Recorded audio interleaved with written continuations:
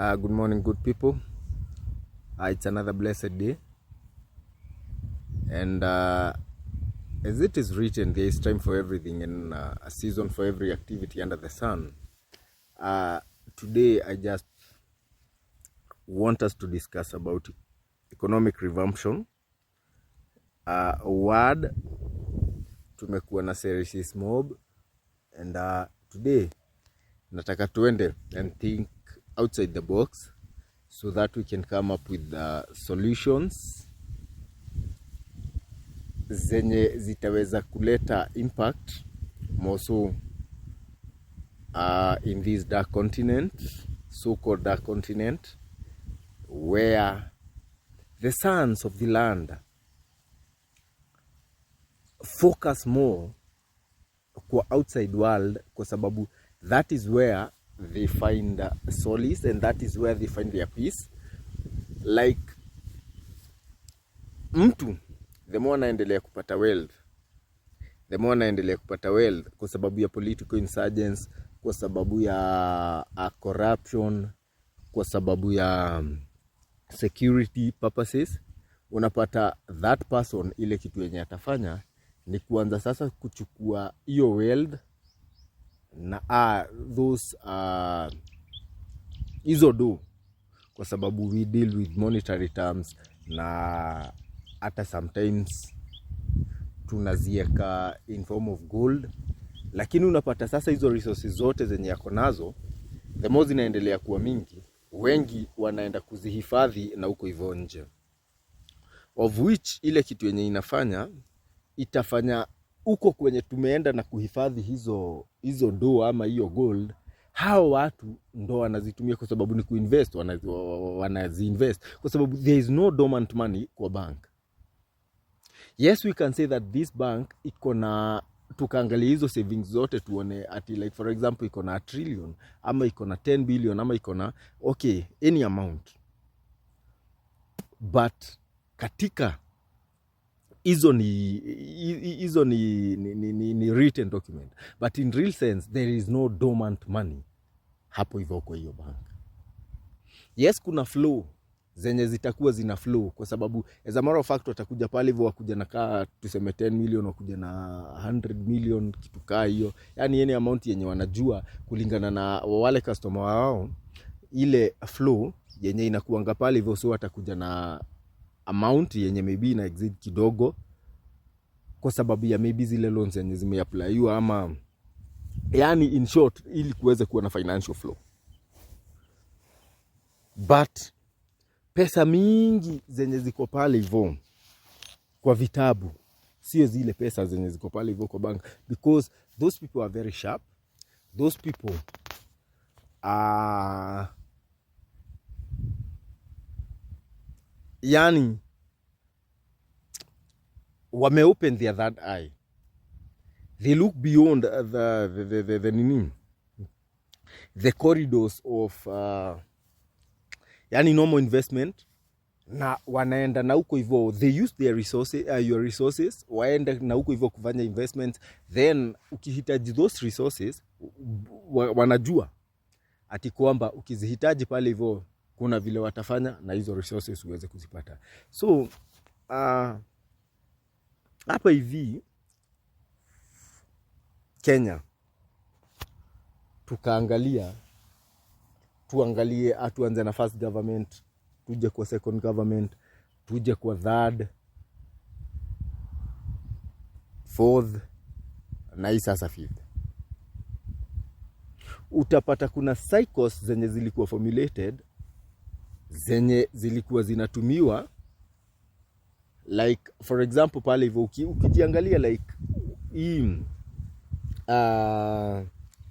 Nairobi, wengi wenye walipata mali na wenye wako na manini ni wanauko hivyo wazee wa Mount Kenya. And those people by then si ati walikuwa ni matajiri sana, but in their coming together, gathering their resources, walikuja na wakaweza kupata na kumiliki mali huku hivi hata Nairobi CBD. Yani badala ya tufikirie vile tuta accumulate wealth, kwanza local wealth, na tuweze kujua vile tutaweza kuformulate strategies na kucreate a conducive environment ya kuweza kufanya that local wealth iweze kuexpand na iweze hata kuvutia zingine zenye ziko mbali ziweze kuja, tuweze kuzikusanya pamoja so that we can grow a country. At times you find that how when you wako pale hivyo juu, like for example kwa legislature, wana formulate ama wanatengeneza laws zenye ni za kufukuza watu badala ya kuleta watu, investors. Ukiangalia the Nyayo regime, kunao wenye waliweza kutajirika, lakini hawakutajirika katika ile njia yenye inafaa. Wengi walitajirika kwa sababu ya corruption. For those 24 years, ilikuwa in my tribe tunaitanga kamwene. But sasa unajua, hata kama ni kamwene, ukijua that you have that upper hand yenye itakuprotect, utaingia pale hivyo. Like for example, ukiingia kwa ofisi fulani, kwa sababu wengi mpaka hata hiyo time walikuwa wanajua, provided tu wewe umeingia ama unafanya kazi na gava, then that's it. Hiyo ni jackpot ya kuwa millionaire na hata kuwa billionaire. It will depend with how you have mastered the art of stealing, the art of corruption. Yeah? So unapata wengi waliweza kutajirika katika that Nyayo regime. And kunao on the other hand those who are loyal waliweza kutajirika, but those who were independent and walikuwa nataka kusimama katika ama kufanya vitu genuinely and independently, wengi ni kufirisika walifilisika, na wengi hata wakatoka hapa na wakaanza kuenda na huko hivyo kuinvest mahali kwingine. Kwa sababu gani? Kwa sababu ya corruption, kwa sababu ya political insurgency, kwa sababu ya fear. Unajua, dealing with a tyrant ni worse hata kuliko kuhepa the sting of death. Kwa sababu many tyrants, ile kitu yenye wanakuanga nayo, yes, they want to exercise their power, but they don't want to strike balance katika mode of operation, their mode of operation. So a state ilikuwa deserted, a state ilikuwa mbaya, na kulikuwa na issues, badala ya economy iweze kuwa ni kupanda ni kushuka, ilikuwa inashuka. Then came Kibaki regime. Na sasa huyu ni mtu amepata nchi imeachiliwa, nchi imeharibika. And ile kitu yenye alifanya Kibaki, what he did, alianza sasa kuleta pamoja the mighty, the powerful, the strong, the rich, the wealthy. Alafu sasa akawaleta pamoja with one agenda, lifting those wenye wako huko hivyo chini. Aliweza kuformulate strategies, akaset standards. Yani those people who are rich, yani wakafeel wako safe kuweza hata kuwork with the government. And we saw institutions zikiweza kupatiwa tenders, institutions zikiweza kupatiwa and in a good way, si ati kwa nini kwa njia za corruption. Tukaona integration of public and private sector for common agenda, economic revamption. Na kwa sababu Kibaki was a leader, he was not a politician. Na yeye alikuwa na utu, hakuwa na ubinafsi, na alikuwa na a mind ya kuweza kuleta nchi pamoja, na hata kuweza kuikomboa kutoka ule utumwa wa madeni, na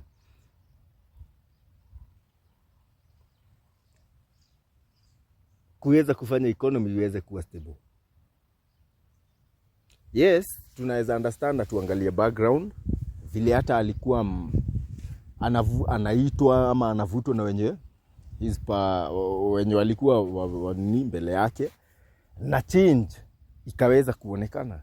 He was an economist, a leader who understood what needs to be done, and not only mastering that art, but kuweza kuishi ama kukanyangia katika hiyo misingi na kuweza kutekeleza chenye kinahitaji kuweza kutekelezwa. Nao mwenye aliweza kuchukua after yeye alikanyangia katika hizo steps, na badala ya kupiga those men, kwa sababu katika njia nyingine wanaitwa deep state. Okay, if you have money, if you are rich, then you have commanding power. Na hata governments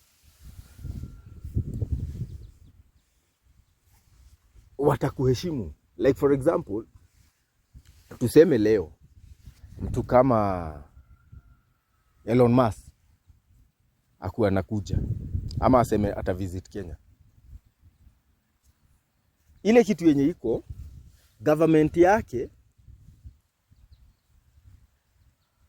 itaweza kucooperate na security yake, na security yake na government ya huko kwenye yeye yako iweze kucooperate na security ya huko, kwa sababu they know the worth ya huyu mtu. Wanajua katika kifo chake economy zingine zitaanza kuanguka. Wanajua akija anakuja na knowledge, anakuja na resources, so hakuna hata mtu hata mmoja mwenye anaweza taka kucheza na yeye. Unaweza pata hata barabara inaweza fungwa kutoka kutoka airport kama anashuka JKIA, maybe mpaka pale hivyo State House, kwa sababu huyu ni mtu unika prezo, na ni mtu mwenye anapewa heshima. That is why there is this kingdom principle yenye inasema to whom honor is due, give them honor. Wenye wanahitaji kuweza kuheshimiwa na waheshimiwe. So the question is, kwa sababu former president alikuwa and he worked hand in hand na how the super rich and those people who hold the economies of states. What happened? Kwa sababu penye Kibaki aliweza kuachia si penye yeye aliweza kuachia.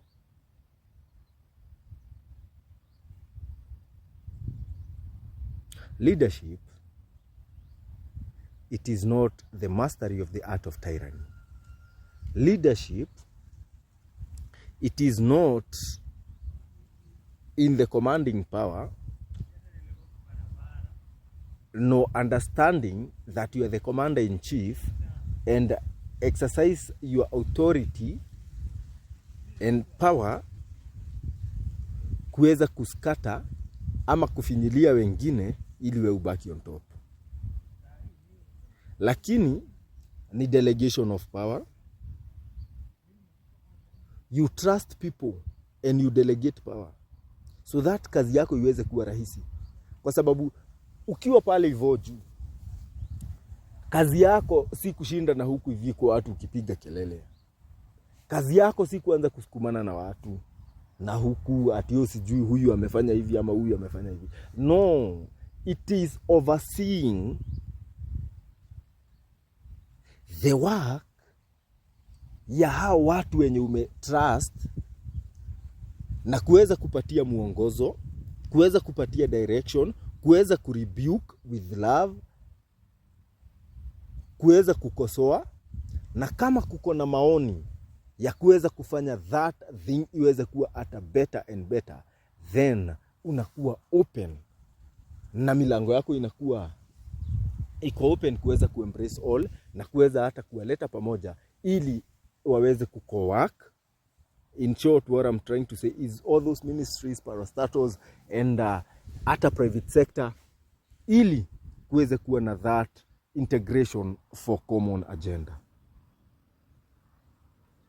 Kenya ama any state haiwezi work na one wing yenye ni government. Lazima iweze kuwork, ama economy ya nchi lazima iweze kuwork with two wings. Moja ni that wing of government na ya pili ni hiyo private sector. And this private sector ndo the biggest wing, kwa sababu government ile pale hivyo ni kuoversee hizi resources za private sector, ni kuoversee hizi public funds and public resources. Wao ni kumanage, they are managers. Lakini ukipatiwa majukumu ya kuweza kuwa manager, lazima uweze kuwa na hekima na uweze kujua vizuri sana ati kwamba it is your mandate in that tenor of reign kuweza kujua ama kuweza kumake sure ati kwamba hiyo time ama resources za hao watu zimeweza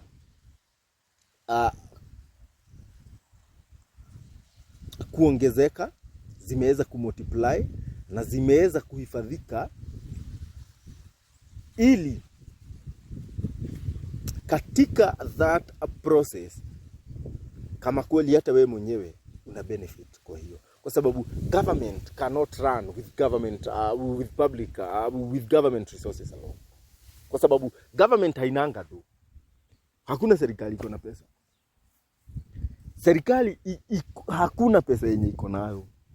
So there is this norm yenye tunashindanga tukiambiwa ati we met the coffers were empty and all that kind of stuff. As a matter of fact, that is a joke, a mediocre joke, kwa sababu in real sense government hainanga, kwa sababu hata akienda na huko hivyo, like for example tuseme anaenda kwa IMF, anaenda wapi kwa nini anywhere, hata like for example mtu aseme anaenda pale hivyo China na tuweze kuwa na engagement so that Chinese wanaweza kuja na waweze kujenga hapa, naenda pale hivyo Europe na niangalie investors kwa sababu nataka tuweze kutengeneza hapa hivi SGR. The coffers are always empty, kwa sababu hata zile dozenye ziko hapo already zimepatiwa ama kwa vitabu zimeandikwa ni za kazi gani. So the coffers are empty all the time. Tax ikiweza kukusanyikwa na kukusanywa na iweze kupelekwa pale hivyo Central Bank, hizo do already ziko allocated kuweza kufanya kitu fulani. So the coffers are always empty. But the question is,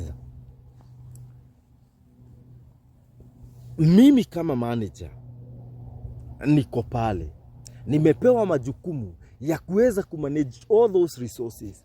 Zimetoka kwa private sector, zimetoka pale hivyo huku kwa public sector, watu wamelipa tax, watu wamefanya hivi, zimekusanywa zote, zimepelekwa pale hivyo Central Bank. So what is my duty? What is my job kama manager?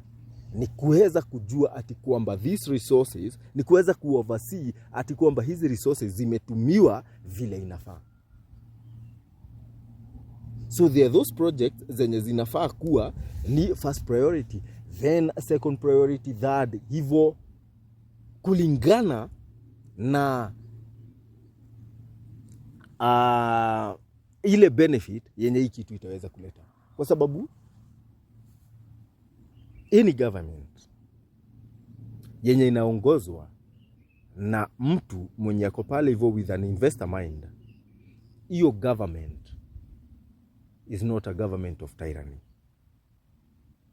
Sio government led by jealousy, sio government led by pride, sio government led by greed or corruption, but iko centered kwa growth and development and prosperity of his ama her subjects.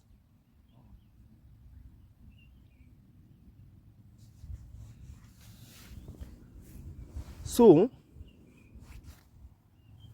ni vizuri sana tuweze kujiuliza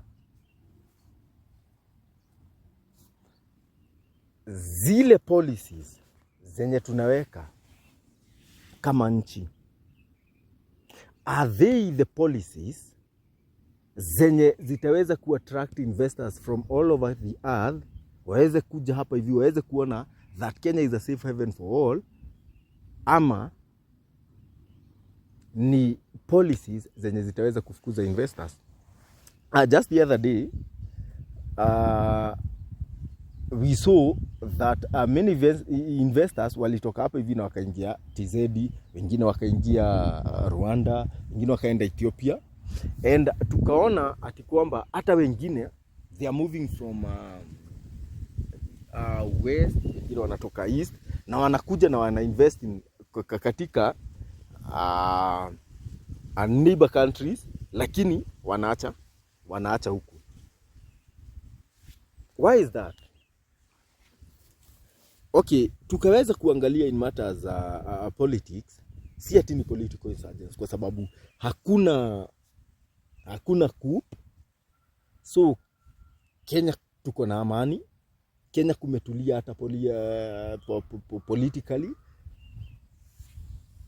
But why are investors not coming? Like for example, tukasema ati ni story na maandamano, that's a big lie. Kwa sababu maandamano iko wapi? Okay, kulikuwa na wengine wakaweza kutoroka, but 99.9% hawakuweza kutoroka kwa sababu ya maandamano. Kwa sababu many of these entities ziko na insurance. So you cannot tell me ati kwamba hawa watu waliweza kutoroka kwa sababu ya maandamano. Okay, hii ni push, na kila investor ana understand that ni kwa muda tu. Hii kitu iweze kuendelea, kuweze kuwa na consensus ama kuweze kuwa na compromise, alafu sasa hii kitu iweze kuacha. So it is just maybe 1 month ama hata siku, and that's it. But ni zile policies zenye ziko pale. Kwa sababu just the other day nilikuwa naangalia investor attraction policies zenye Saudi Arabia inatumia, and ukaenda pale hivyo na invest in Saudi Arabia kama startup, unapatiwa 30 year span tax free. Okay, now if I may ask, are these people not interested na wealth creation kupitia hizi entities in terms of tax? No, these people are very sharp, and these people understand the art ya kuweza kuattract, kwa sababu ukiattract na uweze kuleta watu pale hivyo pamoja, ili waweze kukuja na waweze kuinvest in your company, in your country, then kuna kitu inaitwa indirect tax. Haya tu, ili kila nchi iweze kudevelop na iweze kugrow economically, lazima kuweze kuwa na financial flow. So the more investors wanakuja katika nchi yako, the more kuna kuwa na financial flow, na kukiwa na hii financial flow, the more economy yako inaendelea kupanda, na the more economy yako inakuwa poa. So the more you attract many investors in your country, jua vizuri sana ati kwamba nayo economy ya nchi yako itaendelea tu kupanda.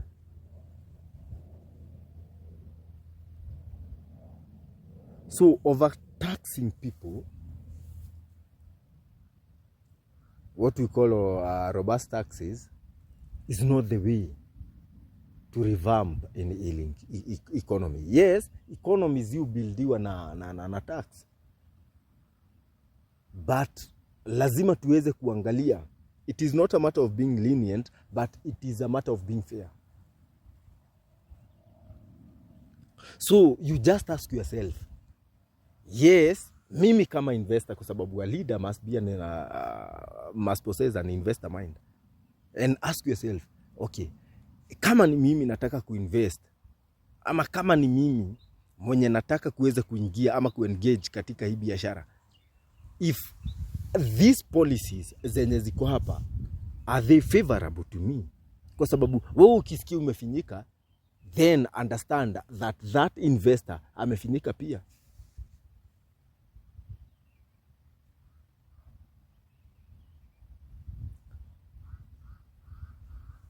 Tuna build economies na raise standards za the subjects who are living in that land. Tuna revamp economies na kuweza kuformulate strategies za engagement with ease between a private and public sector. We revamp economies vile, like there is this economic approach yenye wanatumia bottom up, of which it is bottom up kwa kunena, lakini kwa matendo sio bottom up. Kwa sababu like right now, if I may ask, time ya Kibaki nduthi ziliingia na zilikuwa zinaingia tax free na zilikuwa na pesa kidogo. Right now kuna these lending companies, and unapata ati kwamba before uweze kumalizia hiyo nduthi kulipa, yes they are going to finance you, but before umalize kulipa, maybe unapata unalipa hiyo nduthi 3 ama 3 times ya vile hiyo nduthi inafaa kukost. Leo unapata zingine mtu analipa 225, zingine 290. Yani kuna those hiyo range. Na hizo pesa ukipiga tu hesabu vizuri, unaona maybe kama huyo mtu angekuwa na cash, angenunua nduthi kama 2 ama 3. Lakini kwa sababu ya zile policies zenye zimeweza kuwekwa pale, haya ile task yenye huyo mtu wa nini, that financial company yenye inalenda those resources, ama yenye inapeana that capital so that people can start their businesses, unapata imekuwa overtaxed, unapata imewekewa policies zingine zenye are very harsh. Now wanakuwa harsh kwa huyu customer, and because this customer anahitaji kwake kuweze kupatikana lishe, anahitaji watoto wake wasome, na anahitaji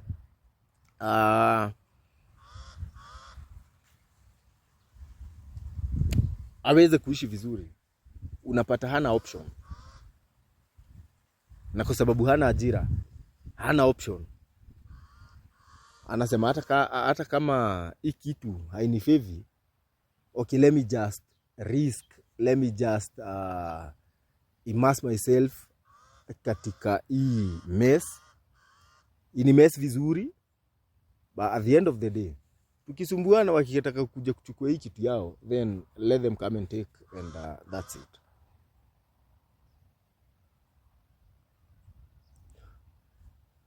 So lazima tuweze kuangalia ni wapi penye tunakosea. Lazima tuweze kujiuliza, the advisors wenye walikuwa na Kibaki akina D bado ndo wako kwa hii regime. There are those people who worked hand in hand, hata kama walikuwa kwa private sector, akina James Mwangi, the CEO of Equity. Kunao akina Chris Kirubi, those people are akina Jimmy Wanjigi, and I'm not marketing anyone here, or ama any institution. We are just discussing. Kunao akina Mount Kenya Foundation, kuna hao watu wenye wamehold hii economy, lakini sasa ikifika ati kwamba that local investor hata sikia mali yake iko protected, ikifika mahali that huyo local investor atasikia ati kwamba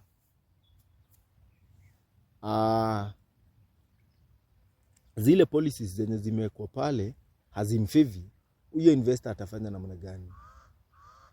Ataanza kuangalia huko kwingine na ataanza ku withdraw resources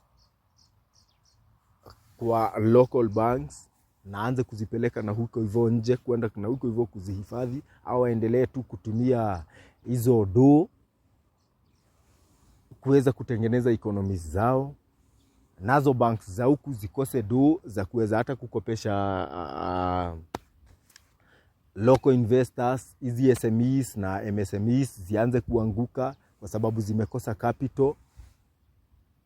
A government yaanze kusumbuka, inaenda na huko hivyo, inaenda kwa kina IMF, inaenda kwa bank zingine, kuna kuwa na treaties zingine zenye ni za kugandamiza, zenye ni za kufinyilia.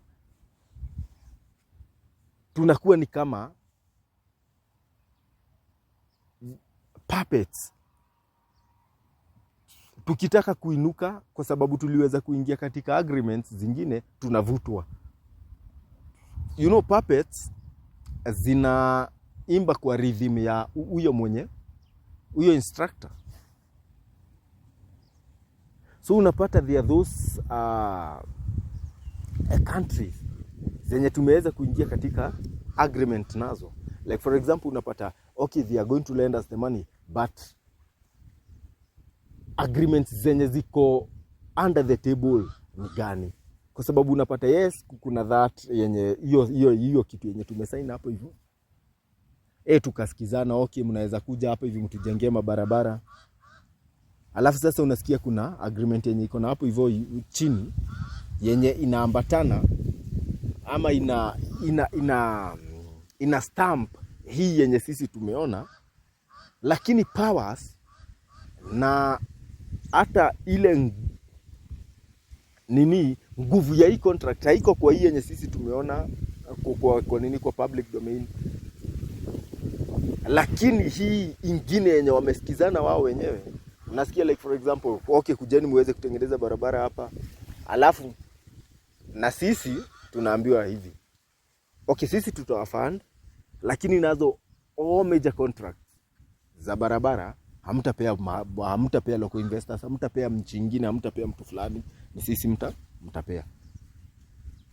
So unapata okay, then why in our universities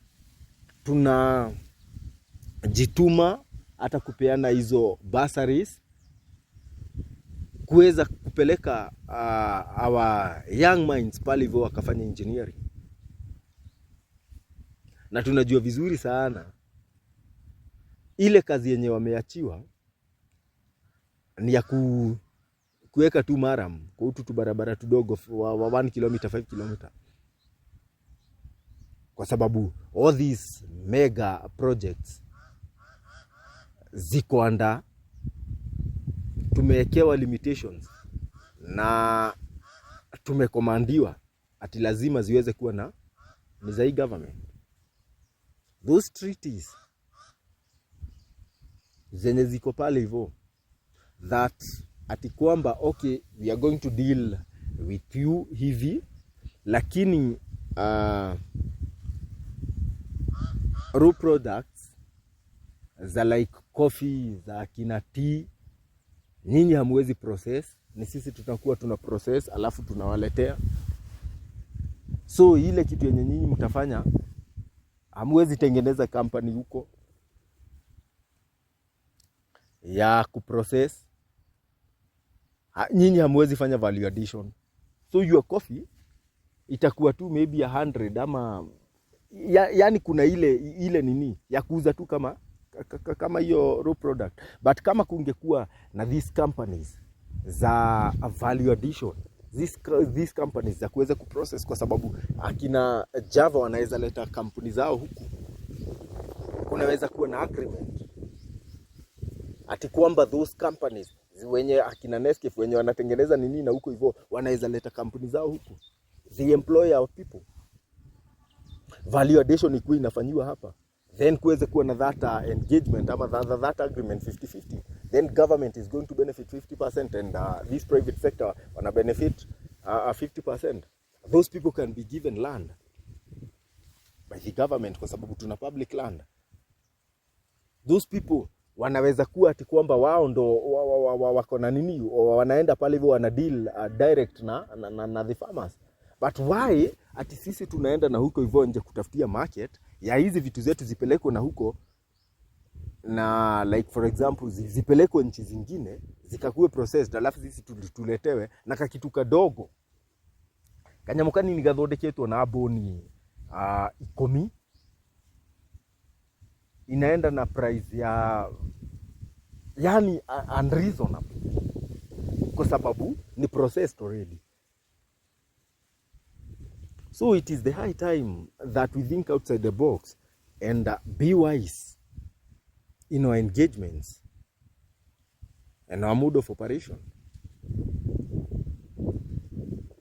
Kenya tuko na gari, tuko na Mobius.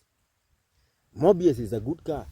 As a matter of fact, nimeangalia nini brand zake and they are beautiful.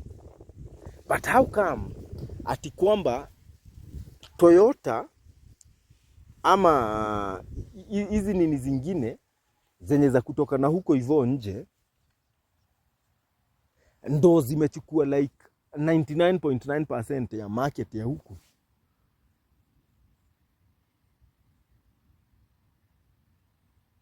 Ebu angalia place ka US, kuna gari ya huko. Hizi gari zingine taxi na kuanga juu ati kwamba their car inauzwa na bei yenye ni standard ili watu wengi sana waweze kunini, waweze kwa sababu washakubali kitu yao iko fiti. Na sisi wacha tuweze kuembrace a local innovation and creativity. Wacha tuweze kuikuza, na tutaikuza namna gani? Tutaikuza na kuweza kumarket hii kitu hata kama si internationally. First let us market it hapa hivi, tukiweza kuikubali, kuweza kuwa na Mobius ati once kwa 10 cars you see one Mobius, then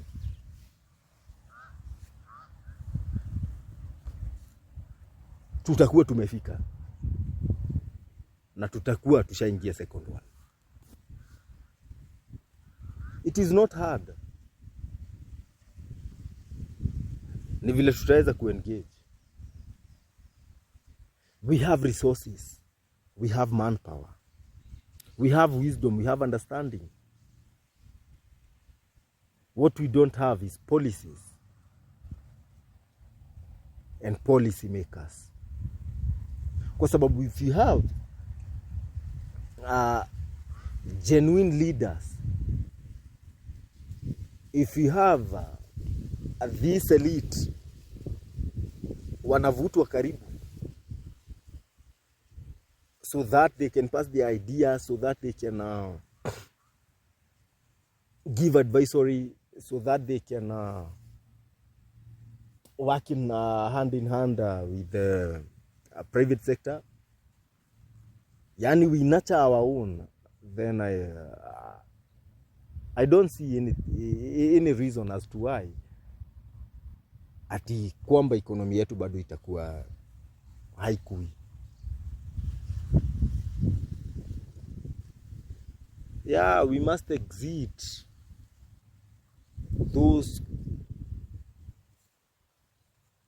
the arenas zenye zilikuwa formulated, hizo njia, those trends zenye zilikuwa orchestrated na kwa huo wakati wa the colonial terrain. No, we must exit, be free, be independent, yet understand and adhere to the standards zenye ziko pale hivyo kwa interdependence, so that we can know who we are going to engage with and how we are going to engage with them. Lazima tuweze kuwa na hekima bana. Na lazima tuweze kuamka. Hatuweze kujiuliza kama hii ndo tunataka, ile change yenye tunataka, na zile mbinu zenye tutatumia ili kuweza kupokea hicho chenye tunataka. Kwa sababu hakuna kitu chenye tunaweza sema it is out of reach. Kila kitu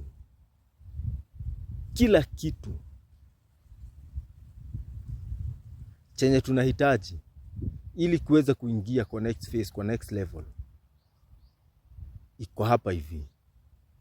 Iko hapa kwa fingertips zetu. Ni ile tu ku tap,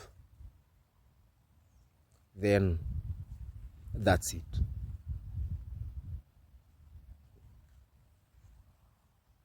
So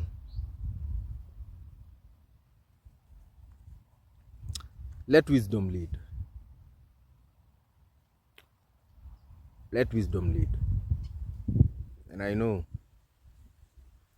ati kwamba kila kitu kitaweza kwenda sawa. So thank you so very much, and